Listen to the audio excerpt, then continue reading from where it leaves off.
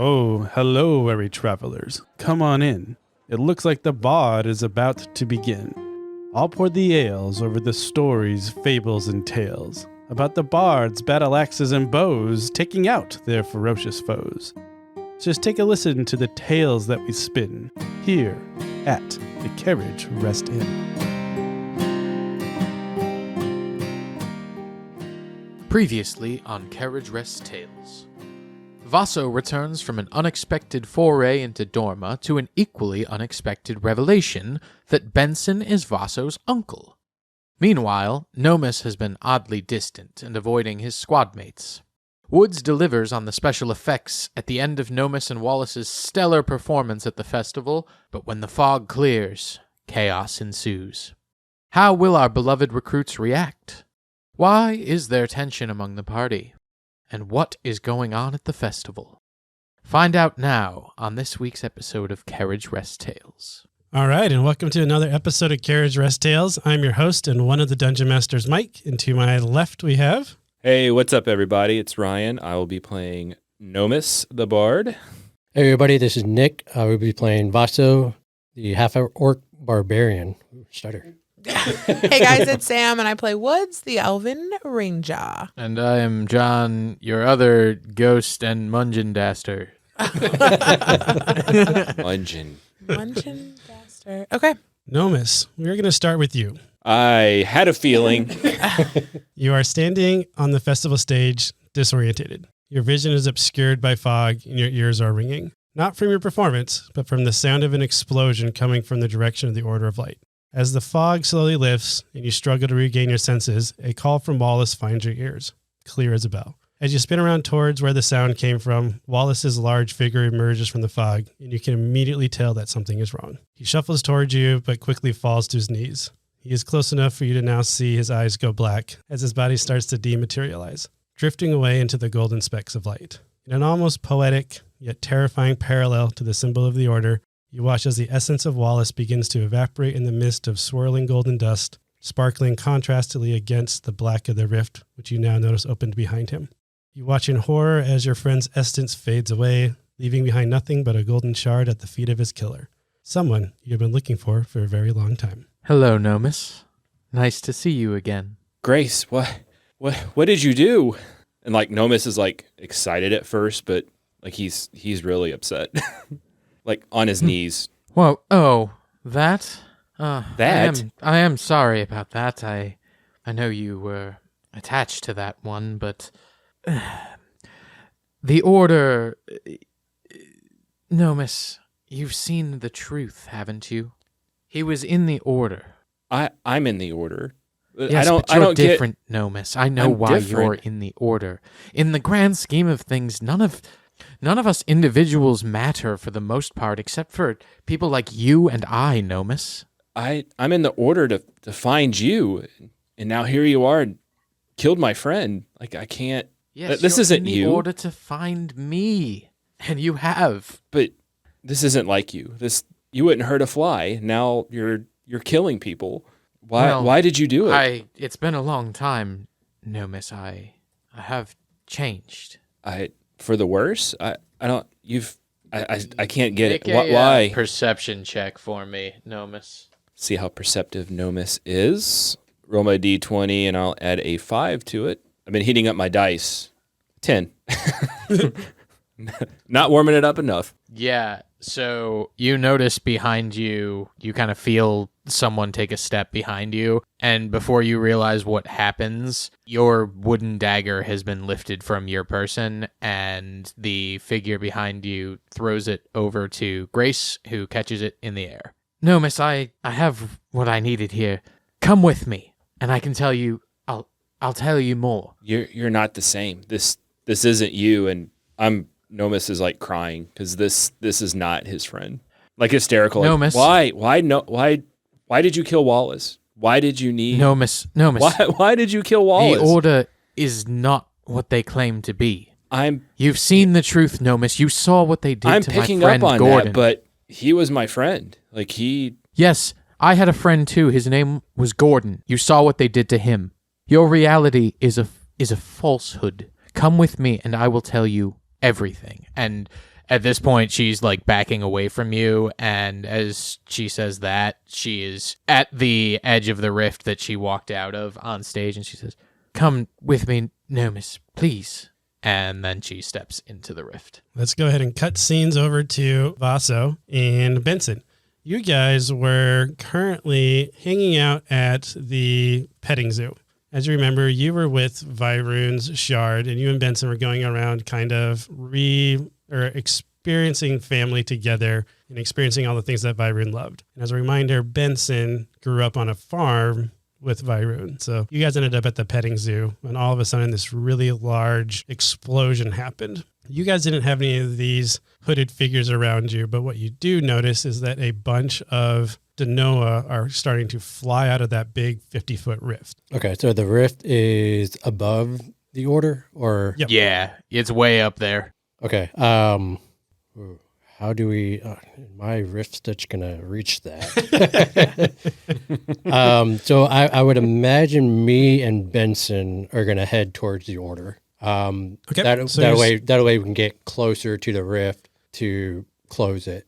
You start hobbling over there because you remember that you currently are on crutches Yep. and you have 9 hit points. Benson is next to you, and while you've been walking around the festival, he has had Vyroon's shard strapped to his back, and he's been carrying it around the festival all day. And as you are walking towards the order, he is kind of directing people to stay calm and like trying to get them out of the way, not exposed, so that they're safe from the attack. And he's kind of encouraging you to do the same thing. He says, "Vaso, as we head toward the order, help these people get out of here calmly and safely." And as he says that, 2 of those flying creatures that were pouring in out of the rift land in the middle of the petting zoo, and they start attacking animals and citizens all over the place. Go ahead and roll initiative. Okay, so I got a 7, and what do I add again? My initiative, so 1. Yeah, it's dexterity based. Yep. All right, I'll track initiative for this side of the combat zone. Yep, I'll roll for Benson here in a second. What did you get, Nick? 8. My flying monsters got 14. That's higher than you. Thanks, Captain Obvious. Benson, I'm going to let you go first. Okay, so you said the flying monsters are just kind of approaching? Yep, the monsters have landed in the petting zoo, so they attacked some of the animals that haven't got away yet, and some of the citizens that are still haven't quite made it to cover yet. Yeah, so Benson does not have his usual armor on. He's got a lighter version of his order uniform, but he does have his sword at his hip, which he draws and charges for the nearest Danoa. You can make it there. He's gonna swing at it. Does a 20 hit? Yes, 20 hits. Yeah, it's 12 slashing damage. So you take a pretty good chunk out of that first flying creature, and it has now focused on you. Yep.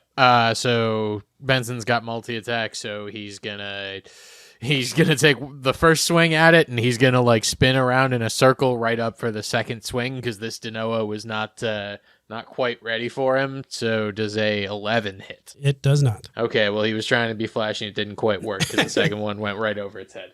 That happens. Monsters are going to go, and the first one's going to attack Benson that just hit it. Bite attack first for 21 to hit. Yeah, that hits. All right, you take 6 damage, and then it's going to, while it's holding you in its jaws, to start trying to slash it with its claws for a 16 to hit. Actually, Benson, I just said Benson does not have his armor on, so I think that actually would hit. Okay, takes 6 more slashing damage. Vaso, this other one, since you haven't engaged yet, is going to just attack some citizens that haven't fled because they're easy targets for him. Okay. So it landed on the back of one and it's starting to rake its claws over it. The citizen's not doing well. The monster's doing absolutely great. Great. Just for everyone listening on our computer monitor that we have here, Mike has like the most like Adorable. fantasy feel. It's something out of like a kindergartner's It's book. Like the perfect farm. There's Yeah. like geese in the pond. There's rabbits, guinea pigs, Little a kitty. cat by a basket of fruit. There's a goat on like a barrel of pigs, horses, and then you got 2 circular half orc fighter guys right in the middle fighting these like, winged demon. It does look like a children's does. book. Yeah. It's a petting zoo. It's a. It is the cutest It was petting zoo supposed to be ever. nice and cute. And there's 2 asses in the background. Yeah. And then there's 2 mules there too. Yeah. All right, Vaso, what are you doing? Okay. How far away am I to the closest Denoa? Benson's ahead, fighting one that's further away. The other one would probably be about 20 feet from you. That'd be probably your max movement, though, with your crutches. Okay. Yeah, I'm gonna go to the closest one, and then so I'm guessing I still have that wrist sword. You do. All right, so I'm gonna do that. Imagine my sword, and it's Yep. gonna come out, Exactly. and I'm gonna hit the Denoa with it. All right, go ahead and roll your attack. The best part of all of this is we still haven't listened great. to the individual episodes. 4 plus. Do I get strength for that? Yeah, it was strength and your proficiency. So Ryan and I have no clue what's going on. Yeah. So 9 total. Yeah, that misses. But now we know Vaso has quite the imagination. Now he has some sort of Sword. magical Yeah. wrist sword that just appears. And then we're Get going, over here. We're going to do one round of combat here, and then we're going to jump back over to Nomus and Woods. So let's go ahead and roll initiative, because if you guys remembered, not only was Grace there, but you guys were surrounded by about 20 humanoids in robes. I have a 19. Oh, a natural 20. Ooh. Yeah, I think that makes sense since you're kind of on stage right after the little scene that just happened there. And I'm just going to roll 1 for the enemies, and then we'll just have them all go in the same. 6. So the enemies are going last. Yeah, so Woods, you make your way out onto the stage from backstage where you see Nomus, and you didn't see any of what just happened there. You just see Nomus standing next to a shard of light and a rift, and the fog over the square where you're performing is cleared, and you notice all these tan-robed figures making their way toward you on stage. Are there Denoa? There are not to Noah. Okay. But it's Nomus's turn first, right? It's Nomus's turn first. There's still a rift that was opened that Grace had just went through, in case you were wondering. Yeah. That's a lot of people. There's about 20 people on each side of you. There's 3 of them in the front and 1 in the back. Are they different than one in the back? Roll a perception check. 23. You would see that their robes are a slightly different color. Like they're a little bit nicer. Okay. So you kind of maybe get the fact that they're the generals of each of those little contingents. But it's Nomus's turn. Yeah, it's okay. So Nomus is knelt down. He's still like kind of crying for the loss of his friend, but he collects himself, and I can see the light shard. Yep. Yeah, the light shard's still there. It just is floating at this point as a normal light shard. You just happen to know who it is. Yeah. Can I take it? Yeah, you can pick it up. Okay. I'm gonna pick it up and hold it like close to my chest and kind of mutter, if anything, I'll avenge you. And I'm going through the rift. Oh, all right. Sounds good. Nomus runs to the rift. Woods is going to draw her bow. So as soon as this starts to happen and these people are closing in, she's going to draw her bow, and she has no clue what's going on, but she's going to like walk backwards and follow Nomus right into the rift. You walk backwards to follow Nomus through the rift, but unfortunately by the time that you get there, the rift has closed. Insane. I am handing Nomus, a.k.a. Ryan, a card for the cultists for the rest of this session, because Nomus has exited stage left. You're going to be playing. You're going to be playing as a cultist in the fight against Woods. My cultist name is Blue Oyster. Blue Oyster. And you do not need to fear the Reaper because he's not going to be a very good fighter. For this combat, Ryan, the way I'm playing it is there's just going to be 4 cultists. So each of these 3 are just going to act as one. Okay. And I'll handle the generals behind them. All right, Woods, your movement failed. And she's got her, and she is her bow drawn. Drotted. Her bow is Drawn. Her bow is drawn, and she is kind of spinning slowly around. What do you want? What is happening? Where did Nomus go? Nomus went to see the master. The master. Master! What master? Take me to him. You are unworthy. Master does not wish to be seen. Not by you yet. I don't. And then as you're trying to figure that out, one of them kind of lets out a crazy shriek and is going to start charging at you. Great. That was my shrill. How close are they to me? You would not have disadvantage on your bow yet, but next turn they will probably close the distance. I want to put my bow up and I want to take out my sickles.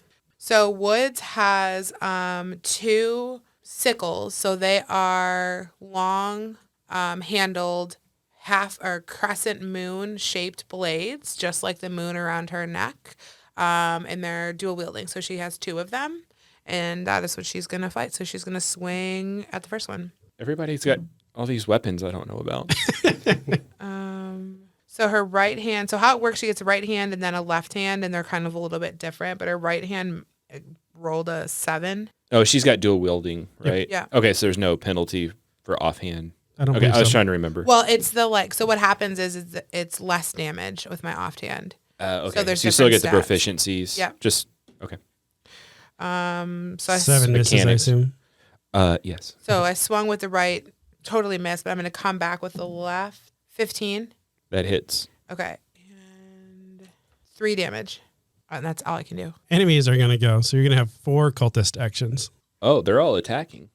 That's what I assumed. Go ahead and roll it. You want me to roll 4 d20s? Sure, we can do 4 d20s to see how many of them hit. Okay. Since need they're all another one? 4 attacks. I'll just roll these twice. We're burning for you. That was creepy. So I rolled a 9 and a 14. They both miss. We're still burning for you. Burning for you. They're now barred. We're burning, we're Yeah. burning, they're bardish cultists. I picture them. They are at a festival. They Yeah. are in like barber shop quartet. A 19 and a 16. That both hits. So Should be 1 damage, yep. 1d6 plus 1. Yep. So we got a 6 and a 7, 13. My cultists in the back are going to go. They're going to chant something, though, and you're not sure what it is that they're chanting. It will come into play next start. If there are any Blue Oyster Cult fans out there, you can reach out to me. I'd like to know who you are. On the Discord, is that the best way? Or probably through Instagram. Just, yeah. You have an Instagram account? No, I mean just our Instagram. account. Okay, so reach out to Ryan through Instagram. Yeah. I'll let him know. Perfect. Sounds great. I'll get one. I thought you had a surprise Instagram account. I was really Y'all excited. get weapons? I have Instagram. Yeah. Hello. All right, we are over on Vaso and Benson's side. Benson, you are up first. All right, we still have 2 main Danoa here on the ground with us. Correct? Yep. Benson is going to swing his greatsword at the same one he was swinging at before. Does an 11 hit? 11 does not hit. Oh, okay. How about a 16? 16 does. All right, so he does his usual double attack, and the first one does not quite connect with this thing. Second one does for 10 slashing damage. All right. It is going to respond by lashing in at you, trying to bite, and then it's going to try to pick Benson up if it actually lands. 23 to hit, I assume lands. Yes. All right. Benson takes 8 piercing damage, and then it's going to start flying off, trying to carry Benson as high as it can. So go ahead and roll a competing strength check to see if you can break free of the flying creature. He got a 16. Okay. 21. It's able to break free, so this creature is now flying out of reach of Benson because it was trying to pull up and it kind of didn't grab it, so it shot up really fast with the momentum. Yep. So Benson's got some legendary actions that he can do at the end of another creature's turn, so he's going to take an opportunity as that thing is flying away to make a weapon attack with his sword. And that's a natty 20. Yep, that's going to hit it pretty solidly. Looks like 16 slashing damage. Yeah. All right, and it is no longer out of reach. It doesn't kill it, but it definitely slowed it down a lot, so it's no longer able to fly. While that's going on one side, this other gargoyle is going to attack a citizen. It successfully kills that citizen. And then the next closest thing is Vaso. So it's going to reach out for a single claw attack against Vaso. Does a 18 hit you? Yes. All right. You're going to take 7 slashing damage from your, I think you have 9 right now. Now he's got 2. Now he's got 2. Math. Yeah. The episode where all the party members die. Except Nomus. Clean sweep. Just kidding. Well, we don't know that for sure. We don't know that either yet. Vaso, your turn. Okay, so Vaso gets hit, and so he's pretty angry. So he's actually going to go into rage after he goes. Because rage has to be a bonus action, I think. Yeah, you can do bonus actions beforehand, though.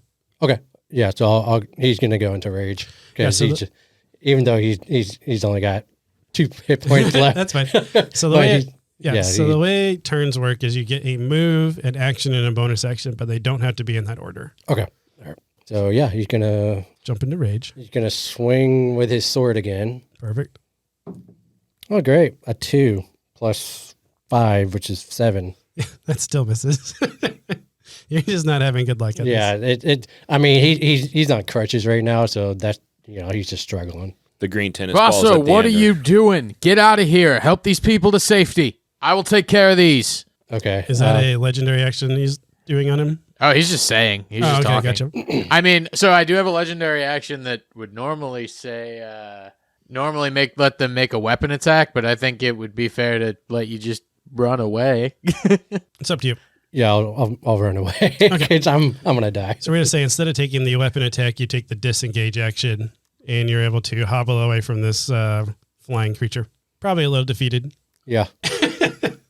And we're gonna switch sides back over to, I guess it's just Woods now. Woods is not stupid, and she just took half of her available hit points. And she's looking around at this barrage of people closing in on her. She's going to cast Fog Cloud, and she is going to reach into her soul so deeply and channel all of her energy and create the thickest fog cloud she possibly can. And she's going to do it, and then she is going to run from this as fast and as furious as she can. All right, so go ahead. What level are you casting your fog cloud at? Level 1, because that's all I can do. Okay, sounds good. And you're going to try to run through the. I'm going to just it looks like there's an opening, kind of. They're not all equidistant, so the closest opening I'm going to try soak, and I'm just going to run. And I would like to run with my sickles kind of out. So if I hit anyone, I kind of cut them on the way. That's her plan. As you're running through these cultists, we'll say you just go through this little gap that I have in the screen here. These 2 cultists are going to get an attack of opportunity, but at disadvantage. So go ahead and roll that, Ryan. Okay, so I'm rolling 2d20s. I'll take the lowest and add 3 to the lowest. I rolled a 20 and a 10, so 13. That 13. misses. Yep, and then roll it for the second cultist that she split difference of. 5. That misses. So you're able to break free of these cultists. As you're breaking free, you hear kind of a cry out in the corner, like, no, leave me alone. No, don't touch me. Don't touch me. And what you see is there is a little child that didn't quite flee with everybody else, and it is hiding underneath of the stage. So you have like a elevated stage. She's hiding underneath that, and there is a cultist trying to grab at her. At this point, she's out of reach because she's so far in, but you can definitely tell they have spotted her and are trying to capture her. Okay. Hold on. So at this point, you've just moved. I know. Yep. And I'd say you moved half your speed. I guess you casted Fog Cloud and moved, so you have a bonus action and some movement left.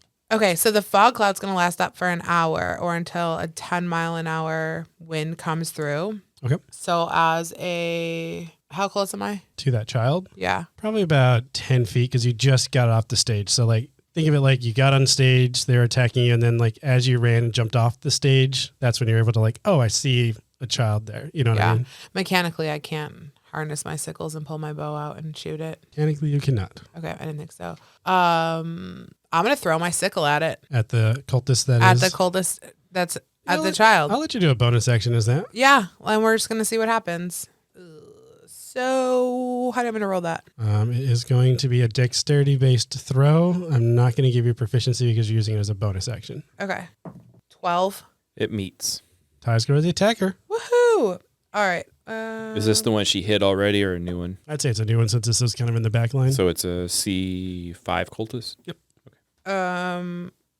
4 damage. Okay. So it does 4 damage. Yeah. Hits him right in the back, so it's going to startle this cultist quite a bit. It's Ow! got a stickle sticking in its back. Okay. Hard to say. Someone's stickle is sticking squarely shoulder. Solidly in my Shoulder.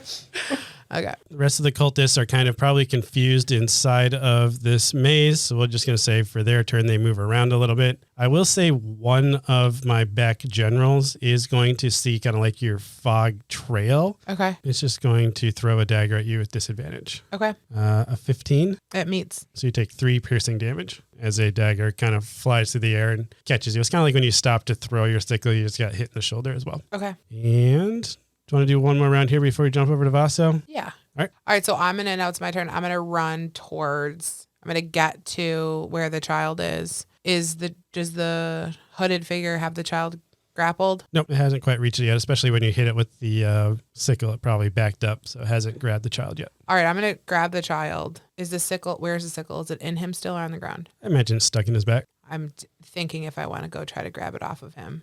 I have a question. Mechanically, if I left my weapon, could I use my sickle two-handed and get more damage? Yeah, I'm good with that. You'll be able to, what is it, a D6 right now? No, it's a D4. Oh, I'll say a D6 then. Okay, I'm gonna do that then. I'm gonna leave my sickle there. This is a very intense situation. It's not worth it, and I'm gonna grab the child and I'm gonna run as far as I can away. Okay, so you're not going to attack. You're just leaving the sickle there. You'll have your other sickle for if they follow you or if you need to fight off something else. Yep. Go ahead and do a dexterity check just to see how quick you are at like reaching in, grabbing this child and running out.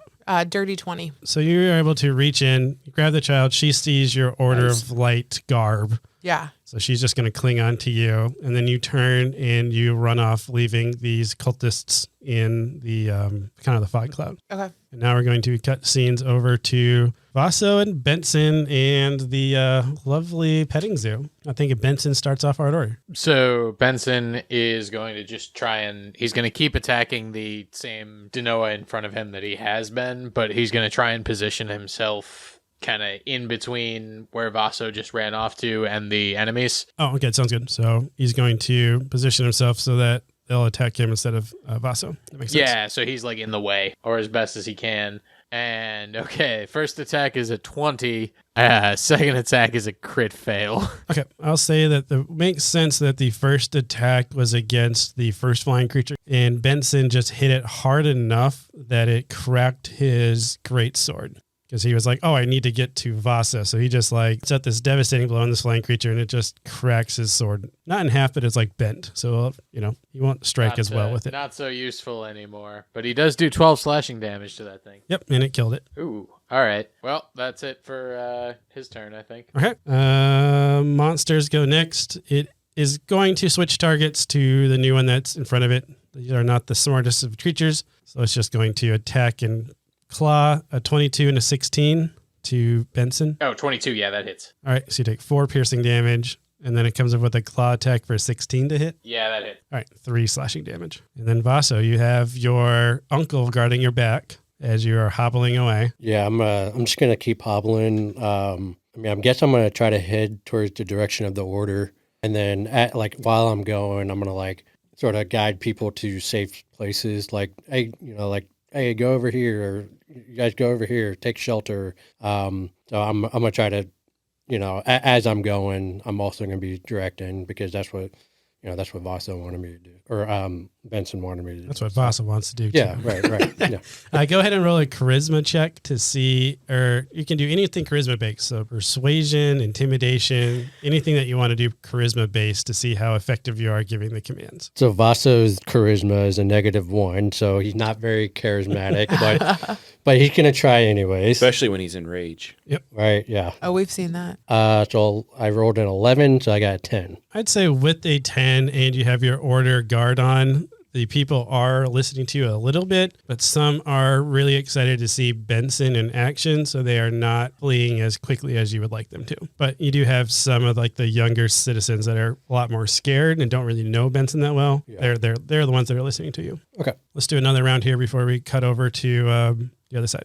So Benson. All right, so Benson is now standing alone, kind of defending the people running away, and without a useful weapon. So he picks up a piece of the petting zoo fence that's broken, like a fence post, and he does the imbue weapon ability on it. I don't have the card in front of me, but Vasa, will you read that card out for us? Imbued light. All right. So the caster taps into their soul using the energy to temporarily coat a small to medium object in the gift of light. Take 1d4 soul damage. This damage is then used to coat any small or medium-sized object in the gift of light, making it a holy weapon or holy armor. This effect dissipates after 24 hours. Yep. So Benson picks up this fence post, imbues it with holy light, and says, "All right, big boy, let's go, you and me." And he takes a swing at it. It's Benson in the Holy Post. 23. It's Christmas. All right, that hits. That's going to do 13 bludgeoning damage. Yep, got it. And he has multi-attack still. Oh. Is Imbue Light a bonus action? It is. All of the spells that I added are bonus actions. Cool. He's going to take another swing. Does a 17 hit? It does. That's 15 bludgeoning damage. All right. He did more damage with a fence post than a great sword. That's how Benson goes. All right. And then the monster is just going to retaliate on Benson. Going to bite and claw again. A 21 to hit. That hits. 6 piercing damage. And then a 14 to hit. 14 does not hit. Okay. Sounds good. And now we're going to flip over to Woods. Okay, so she has this child kind of Clinging to you. Yep. clinging on her back, and she is running through what I'm assuming is pretty much chaos. At this point, I feel like a lot of the people, so a lot of citizens were there with their families. Okay. So I feel like they, as soon as this happened, probably fled and found cover because they're protecting their families. So I would say at this point, it looks more like a desolate plaza because of that fog cloud. And now your second fog cloud on top of it. It's kind of like a dusty scene where you hear chaos and commotion and clanking, but you can't really see anything. Okay. Do I see anyone from the order? You don't see really anybody now with how intense your fog cloud is. All right, I'm going to run toward, I want to go back to the order. Okay, so you're going to make your way back to the order. Are you going to stick Yeah. on the main streets, or are you going to try to duck into like alleyways or anything like that? I think she's going to stay in the main streets.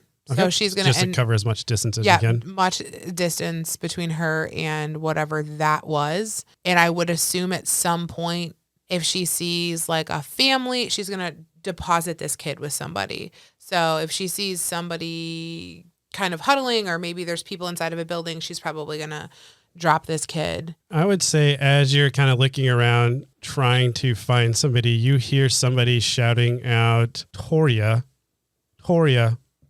where are you? And Okay. then the child starts to kind of fight you a little bit. Okay. I'll probably And just let she's- her go. I need to go, my dad. Okay. I hear him. Okay. Yeah, I'll let her go. Okay. And then Toria, you let her down and she runs off, and you see that she like runs into her dad, which is he has like a sailor suit on. Okay. Yeah, I'm gonna head back to the order because there's no rifts over here. There's no way Woods is gonna take on 15 people by herself. That's just not something that she can handle. So she's going back to the order. Okay. As you are leaving, you hear, fan out. Don't worry about the unworthy. Cleanse them. Great. Well, she can't do good if she's dead. So she's going back. Sounds good. Let's jump scenes over to Benson and Vaso. Benson, I believe you are first. So Benson is just going to continue to engage with his fence post, and the monster in front of him does a 12 hit. It does not. All right, but I bet a 23 does. I bet it does too. Yeah, so first swing misses, and Benson gets a little bit frustrated that one missed, and he winds up and just takes it a straight overhead smash on this thing for 16 bludgeoning damage. All right. It is looking very, very weak. It tries to retaliate. I think the 15 misses, but a 17 hits. Yes. All right. So basically you smash it into the ground, but it's still kind of like crawling at this point, and it scratches Benson's like, ankles, calves, but enough that it cuts in. I forgot to ask, does Benson still have Virun, or did he give Virun to Vaso? I don't remember. Oh, no, he does still have Virun strapped to his back. He's very secure on his back right now. Perfect. Vaso, you are seeing this other gargoyle starting to go down, and you're starting to get the citizens out of the petting zoo. And is there anything you want to do? Yeah, I'm just going to I'm just going to keep heading towards the order because I know it's going to take me a while to get there Yep, on your crutches. because I'm on my crutches. So, and I mean, I've got 2 hit points. So Vato, he's basically kind of useless right now. so he's just trying to get back to the order. Okay. So yeah, he's heading that way. As you're hobbling away, you kind of take a look behind you at Benson, and you see that more flying Danoa are approaching in the distance. Okay, so I'm going to yell at Benson. I'm going to be like, Benson, look out, look up, look up. And I'm going to point towards the other Danoa that are coming in. As you warn Benson about these things, he takes one more quick swing with his fence post improvised weapon at the Danoa on the ground, and the thing just explodes in his hand, and there's nothing left of that Danoa on the ground. It shatters into the dark shard that it leaves behind, and he now just kind of picks up and runs in your direction and steers you to kind of take cover because there are now even more Danoa coming with the ones that you warned him about. Okay. So yeah, so I'm going to go. I mean, is there like a bunker nearby or anything that I could take cover at? There'd probably be like a ticket sales booth that would Okay. have a cover on it, you know, like a spot where you'd buy like popcorn and pet food for the animals. So All you'd right. probably be able to dive into there if you needed to. Yep. I'm just going to run over there and just dive into it. Hopefully I don't break anything. So as you are hunkered down in the little ticket stand, Benson is kind of close by you, but there's a moment of calm that kind of happens, and time almost seems to slow down for a second as a spectral figure of light materializes right in front of Benson. Like light given form, but it's not quite solidified. It's glittering in the air and it's a little bit translucent, but it's a humanoid figure, and the shape of it is familiar to you. You recognize the silhouette as that of the Harbinger of Creation, which you recognize from the statue that stands above the Order of the Light. And the silhouette calls out, "Benson Hartman, my most devoted and faithful soldier, hero of Black Bay Harbor. You defended this city fearlessly once before. I call on you now to defend it once more. I will lend you some of my power. Go and be the light in the darkness."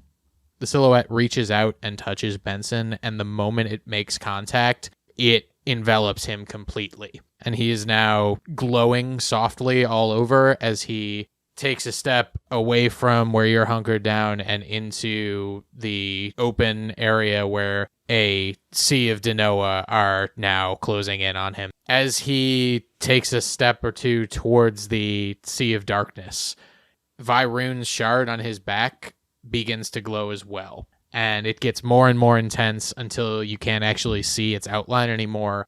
And then its shape begins to change, and after a moment of it kind of shape morphing and a bright flash, Benson now has a magnificent set of luminescent golden wings. He stops in the middle of this cleared out petting zoo area and stands defiantly against the horde above him. The ground around is kind of sprinkled with golden shards from people that were killed by the Danoa in the attack, and those start to glow also, and they start to levitate above the ground. They all begin to drift slowly toward Benson, and one of them just kind of, in particular, zips toward his hand and materializes into a sword of pure light as he takes off charging into the air. He meets the horde of Danoa and fights like nothing you have ever seen before. A single slash of his sword of light leaves a rain of dark shards falling in its wake, and he is slashing a lot as he zigzags across the sky in this just beam of light illuminating the darkness that is pouring out of the rift above the sky, above the city. I want to see what Vasso's going to do. Vaso is just sitting there like he's like just peeping over like the counter of the trolley thing. Yep. And like he's just, his mouth is wide open and like the hairs on his arms are just standing straight up because he's just not believing what he's seeing. Yeah, exactly. Like he's just completely just like, what what is going on here? Cool. It's Super Saiyan Benson. Super Saiyan Benson, exactly. Yeah. Woods, you are running back. You've deposited Toria, and you see a flash of light kind of streaking through the sky. You'd catch a glimpse just because you know him so well that you recognize that flash as Benson as he passes overhead one time. And he's just dominating these Denoa. Okay. What do you do? What is Woods feeling? What is Woods thinking at this moment? Woods is a little nervous because she didn't quite realize that there was another area that had things happening. So she's kind of understanding the magnitude of this, but then also she just like has goosebumps as she watches Benson just fly through the air, and she is kind of excited, I guess, about it. And she's going to pivot and she's going to run in that direction. Towards where Benson's kind of flying around? As long as I don't have to go back through where I was. Where you were. Yeah, Benson's flying he's making his way towards that giant rift that opened up over the Order of Light. So if you are following that direction, you are going to be traveling back to the Order. And at this point, I'll say as you're running along the road, since you took the main road, Vaso, you would see Woods start like running because now she's got to the point where she's at the petting zoo on the way back to the Order. So you don't see Vaso because he's hiding. Yeah. But Vaso, you see Woods. I'm like, Woods. And she's going to, Vaso? I'm over here. She's going to run towards him. Hey, what's going on? What are you doing? I'm hurt pretty bad. I can't do anything. Okay. All right. She's going to pick him up and run with him. Sure. Right? Pick him up if you want. Yeah, I'm pretty big. Okay. I'm going to pick him up. Like, all right, we got to get back to the Order. That's Benson, right? Yeah. He just turned into that thing. Okay. That was awesome. No. Let's go. I know. We got to go. We got to go. And but there's other things behind us. It's not just the Genoa, those hooded figures. And Nomus went through a rift but the hooded figures are coming after me. And wait, Nomus went through a rift? Nomus went through a rift and I went to follow and Wallace is dead.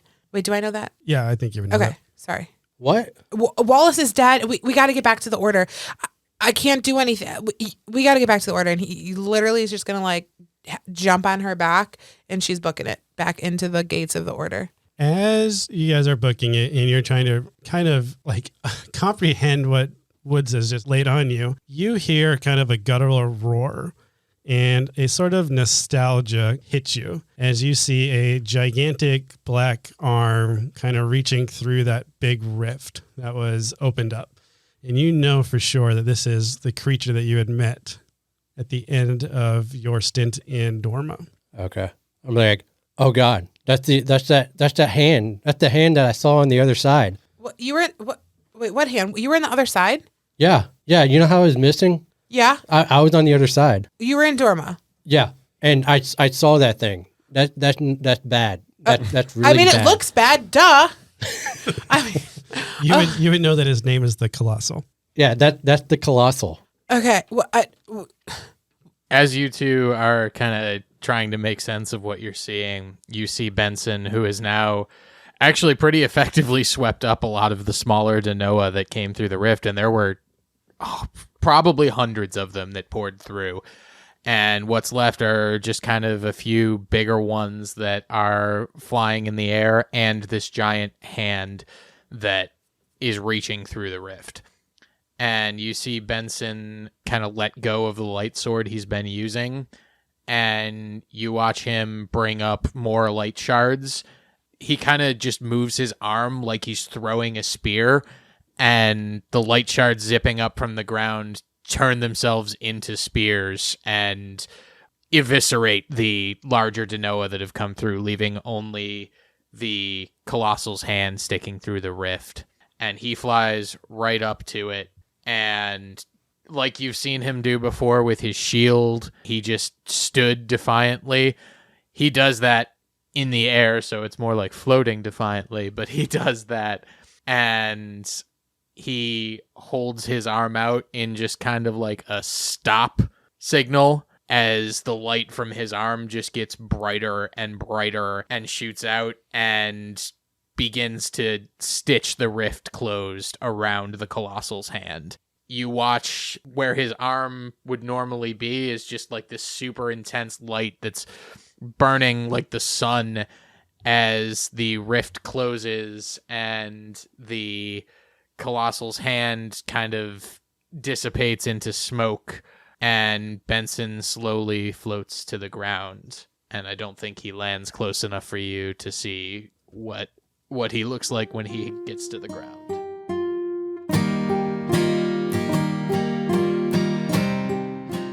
Alas, the bard is needing a break, so I, your humble innkeeper, shall give a few announcements.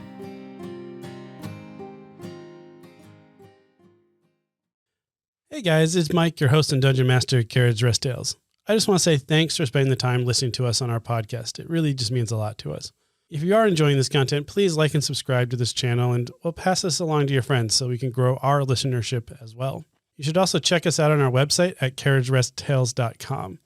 At our website, you'll be able to access some of our additional content, such as our one-shot episodes, but you'll also be able to see some of the information on how you can get a hold of us, either through social media or email. As always, thanks again for being a listener, and don't be a stranger. We'd love to hear from you. Enjoy the rest of the show. Great! It appears the bard is back and ready to continue his tale. Okay. We are still headed to the order. I got him strapped on my back, and we're just like, we were running and watching that entire thing happen at the same time. And I feel like Woods is like, oh crap. Like, I'd say it takes you guys about 5 minutes to get back to the Order of Light. And by the time you get there, there has a kind of circle on the ground around Benson. You kind of push your way through. The crowd is kind of hard, so you're really struggling because everyone's trying to get closer and make sure everything's okay. And then you finally get around, and you can see Benson, and he's being cradled by Dr. Graves. And as you look at him, he's really battered and bruised. The light has kind of dissipated from him, and where his right arm was is just completely missing, and so is his left leg. and we get close enough. We're right up. We can work our way through the crowd. Yeah, you can work your way through the crowd, but I would say you would be difficult to like actually touch him because you're just getting like pushed and pulled. You know what I mean? Like the crowd is around him, so it's hard to like actually physically get to him. History check here. Who would be next in charge under Benson? So Benson is a CO. So from the order, you would have the High Lord Commander, and then you would have Damien and Dr. Graves, because they are going to be the artificer and the medic. And then from there, you're going to have the commanding officer. So you'd have Benson and Bailey. Okay, do I see the High Lord Commander? I would say the High Lord Commander is among the crowd. He hasn't reached the crowd yet. Woods would like to Woods is less interested in seeing Benson, and she's more interested in giving the information to somebody that, hey, outside of this, there's also these people that are trying to cleanse the city, and we need to do something about that. So that's probably her top priority right now. So if it's Damien or Graves, or like the first person she sees out of those four, she's going to run and talk to. Okay, so I would say you would probably see the High Lord Commander first. Okay. And so you would run up and give him the news. He is a giant, so he's pretty easy to see. Do I know his name? His name is Designator Rayfire. How would I address him? And High Lord Vatsa is Commander. going to hop off, and he's going to try to get to Benson. Okay, sounds good. That's fine. Lord Commander. How would I? High Lord Commander. High Lord Commander. High Lord Commander. What is it, child? I'm busy. No. There's these hooded figures in the square, and there's like 15 or 20 of them, and they're going to cleanse. They're talking about cleansing the citizens, and we need to shift gears. We need to go protect them because everyone's in danger. Where are they at? They're in the marketplace where we were performing on the stage, and like I said, there's like 15 or 20 of them. We need a team. We have to go. I couldn't do it myself. We have to go protect the citizens. Go grab Bailey. I'll see if Benson's okay, and then I'll send reinforcements your way. Okay. We'll have to just do with 2 for now. Okay, but 2's not going to work. But okay, and then I am going to find Bailey, but I'm also going to try to find Bonnie and Quentin. So I would like to try to or just really grab anyone that I know and try to gather like 5 or 6 people. I'd say you're able to find Bailey, Bonnie, and Quentin pretty easily because they'd probably all be together because they moved to the order all at the same time and then met up with their team. So you're able to find them pretty easily. And then I'll say you're probably able to find a couple other knights that you don't know, but Bailey knows. Okay. So you get about 5 people together and you take them back to where you were at before. Go ahead and roll a survival check. I want to do one other thing as well. Sorry. 7. Okay. And then what was the other thing you wanted to do? Would I know if one of my friends can cure wounds or have a health potion or something on them? Like the new friends? Yeah, or lay on hands, or I need to be healed. Oh, you need to be healed. I don't remember. Does Bonnie or Quentin know lay on hands? So Bonnie, I hadn't decided if Bonnie was a rogue or a cleric. I think we decided rogue for Bonnie. Okay, yeah, she's a rogue, so she probably doesn't have that. And Quentin was a monk, so he also probably does not have any healing. Okay, what about Bailey? Probably got a spared, like, whatever lowest tier health potion. Yeah, she'd have a potion of healing. Could I ask her for it? Sure, you'd give it to him. Okay, what is that? Like a 1d4? I think it's 2d4 plus 4. She's gonna Yeah, it's actually pretty solid. So she's gonna be chugging that as she's running. Okay. For 8. With your 7 survivor roll that you had, you are able to get the party back to where you guys were attacked on the stage. It's pretty easy for you to remember, even with all the chaos. And there's nobody there. Okay. So you all decide, or Bonnie decides, you're all going to split out and kind of fan out Okay. to see if you can find any of these individuals. Is my sickle there? Your sickle would be there. Can I pick it up? Sure. Okay. As everybody kind of splits up to look for people, they kind of pair off, and you end up paired off with Bonnie, your roommate. And she says, Woods, you were at the performance, right? Yeah. Have you seen Wallace? Oh, Wallace is dead. I haven't. What? These hooded figures. I watched it happen. These hooded figures that we're looking for, they came in and they killed him. They killed him right away, and he turned into a light shard. And Nomus was standing there, and Nomus took it, and then and next thing I know, Nomus was pulled through this rift, and I tried to follow him, but Wallace is dead. Oh no! And while you were talking, as soon as you first said Wallace is dead, her eyes kind of shot open, and she just aimlessly took a couple of steps away, and she has now just kind of like collapsed. No. Onto You have to get a up. box. Nope. I know it's hard, but you come on. You got to get up. We can't do that. They're here. I know they're here. I know they're here somewhere. You have to get up. Come on. And Woods is going to like try to pick her up and pull her up. Listen, I know this is hard, but Wallace, he would want us to fight, and we can't do this. We have to get up. Okay. Come on. And she was kind of still staring blankly while you were talking, but after a second, she just kind of shook it off, and looking at her face, it almost seems like she just kind of flipped a switch, and she says, okay. You're right. Let's find them. And okay, so talk like what are the citizens? I guess can I roll perception? 14. What are you trying to perceive? Like the last thing I heard this group say is go ahead and cleanse. Like, are they dead? Do I see light shards? What do I see? You'd see a handful of light shards around, not as many as you would have expected based on their comment. Okay. But you would see that basically, like, we'll say within about a 3-block radius of the stage, you see quite a few light shards, but then it really partitions down after that. Do we see any actual citizens? At this point, they would all be hiding or fleeing. Okay. So they wouldn't be on the streets if you're looking there. Okay. Do your search, and then eventually you get called back after, let's say, 4 hours of doing this search and not coming up with anything. However, Bailey was able to find one representative, and she has them handcuffed and leading them back to the order. Okay. By the time you get back to the order, Benson's been moved to the infirmary. All the Denoa presents have kind of been extinguished, and it's starting to calm down for the evening. Is there anything you guys want to do before they've dismissed you to bed, basically? Is there anything you guys want to do before heading back to your dormitories? Is Vasa able to talk to Benson at all, or? I'd say Benson at this point is pretty unconscious from Yeah, all of he's his been indulgence. unconscious since he fell. Okay. If you want to stay with Benson at his side, you are welcome to. Yeah. They're not going to kick you out, especially now that they know your family. Yeah.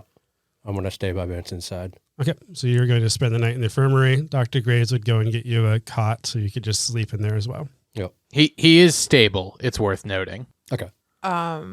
Okay, Woods is going to do, I think, a couple of things. So, mechanic question. At the order, do we have, like, health potions on demand? Like, are there things we could do to reset our hit points back? With the low magic world, those aren't readily available. Okay. So they would be hesitant to give them to you in a non-emergency. Okay.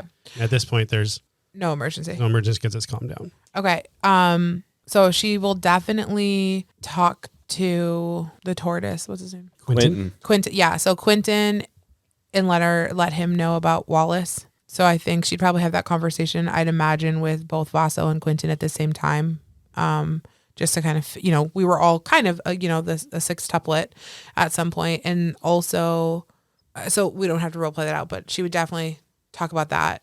And then she's going to go talk to Damien because I feel like she needs to tell him about Nomis and just these hooded figures. You were able to find Damien. He's in the compound, making sure that Benson is okay and Yeah. making sure if there's anything he can assist with, that type of stuff. So you'd be able to find him in the compound. Did you want to role play that out? It's up to you. Yeah. All right.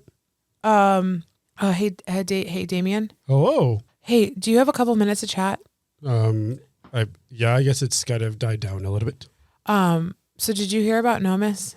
That I had heard through the grapevine he had went through a rift. Yeah. So I think he's in Dorma, but I think somebody came for him specifically. Did he go willingly? I don't think so. I know Nomis, and I don't think he would go willingly. But I couldn't really tell. But I tried to follow, and the rift closed. How quickly did it close? I mean, it closed really quickly, and I tried, and I just couldn't get there. You And would see he gets a kind of disturbed look on his face. oh, why do you ask? Well, if it closed so quickly, I would imagine maybe it was planned, like a ambush. It felt very targeted and very specific. And he just went? He's gone. Like I said, I don't think he would. I was standing right next to him, and I don't think he would purposely leave me, but my fog cloud was so thick. I don't know. And then she's like, now she's starting to think in her head, but like, did they know about the fog cloud? Like that was like really great timing for them to just appear out of nowhere. So now she's got a whole new layer of doubt and confusion. Like, is there a mole? Was this set up? Let me get some shock troopers around, and we will do a comb through Dorma. We'll have to be careful, though, because obviously the Colossal is about. Yeah, what are these hooded figures? Like, what is this? And why do they care so much? We've seen them popping up over the last few months. We don't really know anything about them. They have usually kept to themselves, but apparently that has changed from what you tell me. Yeah, I just want to find my friend. Well, I will organize a rescue party. I will come find you if we hear of any news. Okay, if we can help. I mean, no, Vaso and I can go and help. I don't think either of you in good enough shape. Yeah. Yeah, I'm hurting. She pretty kind bad of like over here. remembers that Vaso was like on crutches. Yep, just got back from Dorma. Yeah. I just got back from there. So, okay, she's going to thank him, and then she'll probably go, actually, she's going to go check on Vaso and probably hang out there for a little bit before she goes to bed. Do you guys want to roleplay that? Or I mean, I'm going to tell Woods that Benson's my uncle. Yeah, so that would I would just imagine they're just going to catch up, and I would tell him about Nomis and everything we've just all role-played, so now we're all on the same page. Okay. Yeah. So you retire to your room for the evening. Bonnie probably takes a little bit longer to get there because she's probably with Quentin and Bailey kind of discussing what had happened with Wallace. About 2 or 3 hours pass. You're trying to catch some sleep, but it's kind of hard. And then a solid knock is on your door. I'm going to go answer it. As you open the door, you see about 6 uniforms. They are not the Order of Light, Okay. but of police officers. Okay. And they say, Melwood Del Rey, you're Uh, under arrest.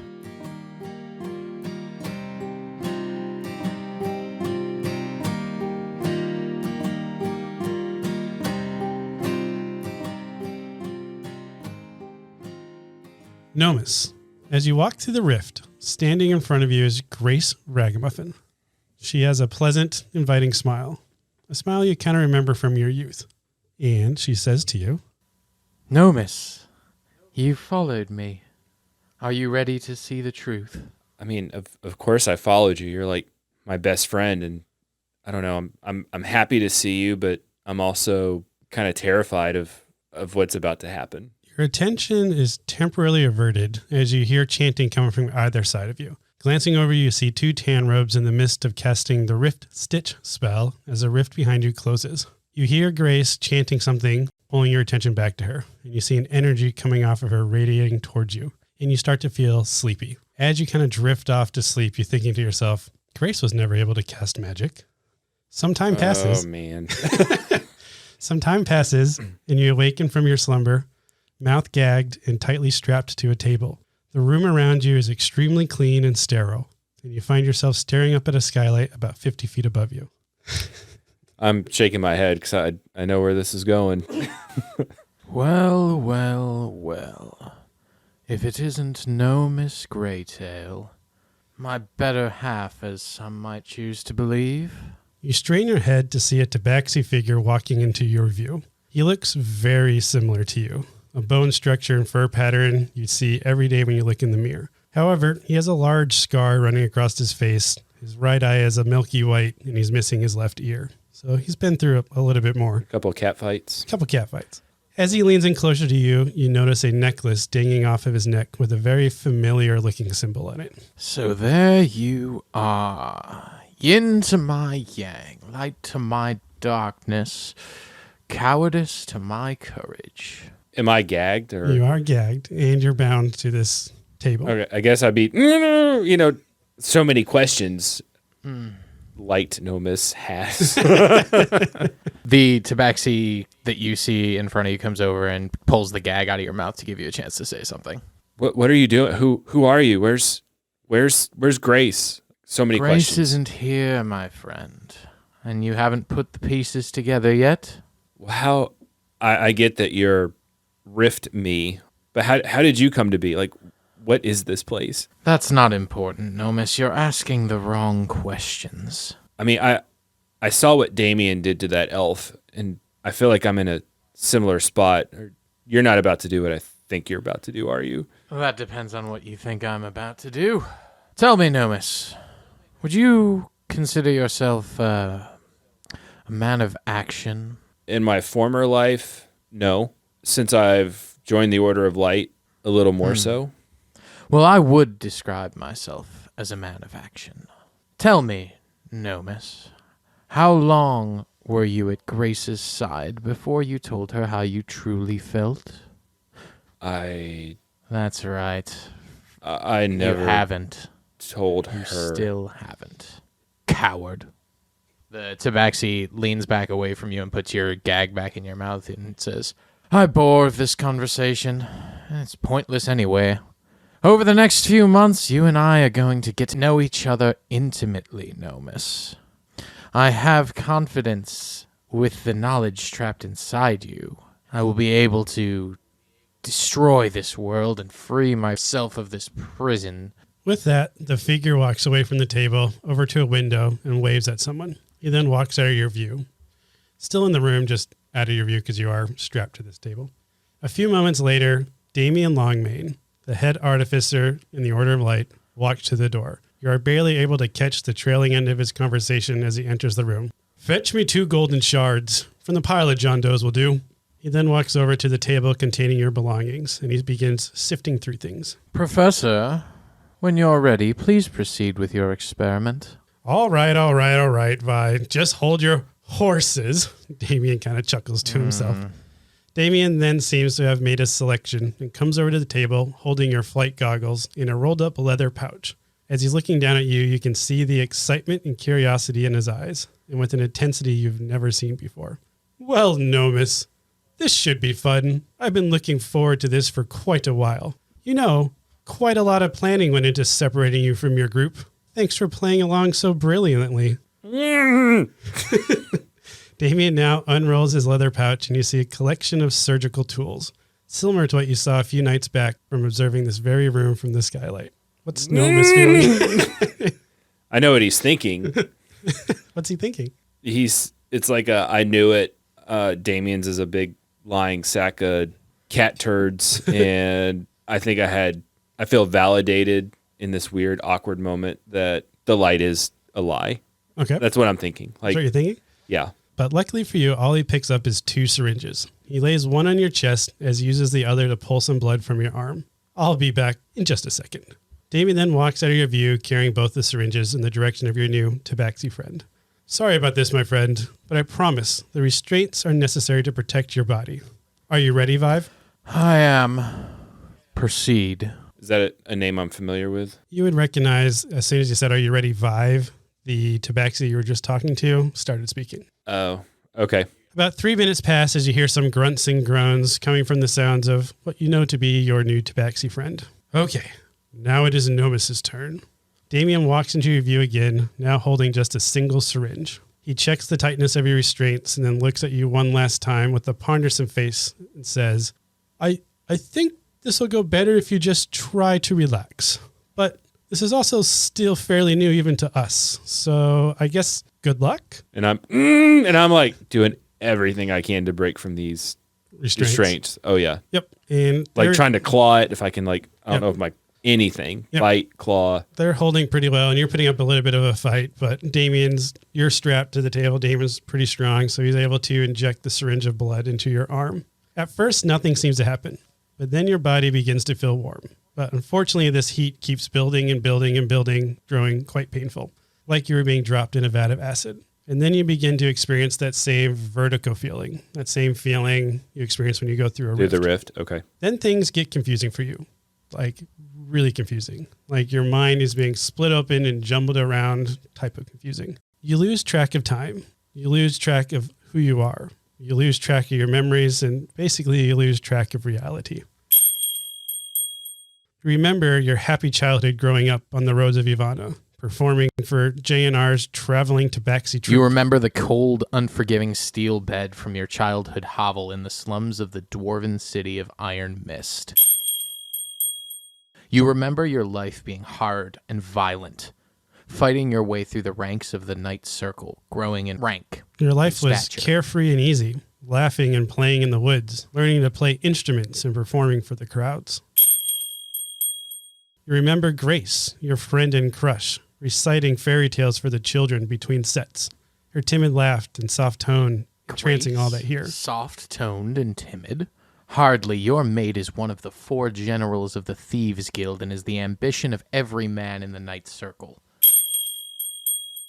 You remember the ancient ruins, escorting your lifelong friend and lead scientist of the Night Circle, the professor, protecting him from himself as he studies and documents the immortal terrors of this world, as well as the new beings that have started appearing here recently. Clad in armor with an oddly shaped crest of a white and black swirl. The crest? You mean the crest of the Order of Light? But I've only known Damon for 4 months.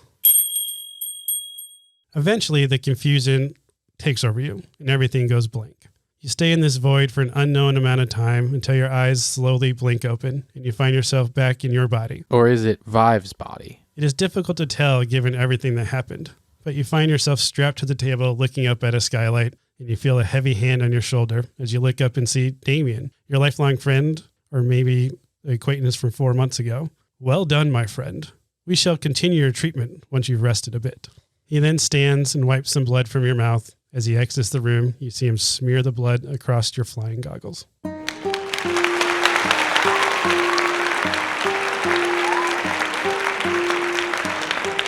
And so the bard's tale has come to a close.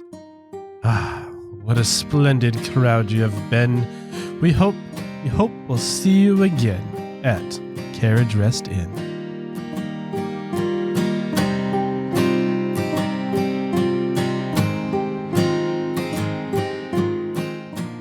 Guys, this story is so dynamic. Faux show. Like, wow. All right, we got to the question now. Hey guys, it's Sam and I play Wood. So we are going to take some time and get to know our players a little bit. So today's question is, if you had a superpower, what would it be? And this is you as a person. It could be a superpower. It could be a D&D thing. But if you, the person, could have one of these things, what would it be? Mine would easily be teleportation. Okay. I hate driving. I want to go do things, but I don't want to have to travel there. Yeah. Like go through the act of traveling there. So teleportation, Solid choice. You're definitely the destination type of person, not the whole like the journey is the destination. You're definitely like just the destination will be Well, fine. it's probably because as I grew up with non-run flying, the destination was always horrible, or the travel was always horrible. Yeah. I'm going to say flying, Oh. just because I think it'd be fun. Yeah. And plus, The opposite of Yeah. the Well, destination is the fun. Yeah. Exactly. The journey. Yeah, I think there'll be some pretty cool views you could see as while you're flying. So like you could just like Fly through the mountains fly. Okay. or fly really high. I don't know. Okay. So we got like Superman and Nightcrawler. Ryan. I think telekinetics would be kind of cool, like moving stuff with your mind and like summoning Ooh. things, or Like a little Scarlet Witch situation. I was thinking more like Professor X, like move things Okay. with your mind. You can like inception people. That's probably the wrong grammar, but like plant ideas in their head of like, like Oh. go get me a beer, Mike, and he would go get it. Or like, Okay. Accio Beer. Natty 20. Boom. Yeah. I rolled a 20 again, I think that'd be kind of cool. All right, I like that. What, John? What about for you? I think for me it would probably be like I think the clock stoppers type thing where you Oh. can basically not exactly stop time, but like spend a whole bunch of time that only takes like a little bit of time, like the hyperbaric time chamber from Dragon Ball Z. That would be cool. Where like you go in for like a day and you come out and you've spent like 4 months training. Okay. I could also go in that one. Go with the Matrix like download skills ability. I know Kung Fu. that'd be Yeah, that'd be pretty Yeah, awesome that'd be too. cool. So just cybernetics. Pretty much. Anything with the Nix at the end of it. Telekinetics, cybernetics. Okay. Teleporting index. Yeah. Flying netics. Flying netics. Mine's drastically different. I would like to have the ability to know every single language and able to understand it and speak it fluently. And Very I cool. just That'd be think pretty cool. that would be like the coolest thing, just to be able to communicate with literally every person on the planet. Would you Dr. Doolittle it too and talk to 100%. animals? I want to Yeah. talk to animals. I want to talk to plants. Like, I just want to, but not overwhelming. I don't know. I just would love to be able to go places and travel and be able to just organically communicate. Hey guys, that's it. Thanks so much for hanging out with us. If there's a question that you would love us to answer, a conversation you'd like us to get started, go ahead and reach out on our social media and shoot that over to us, and we can put it on air for you. See you next time.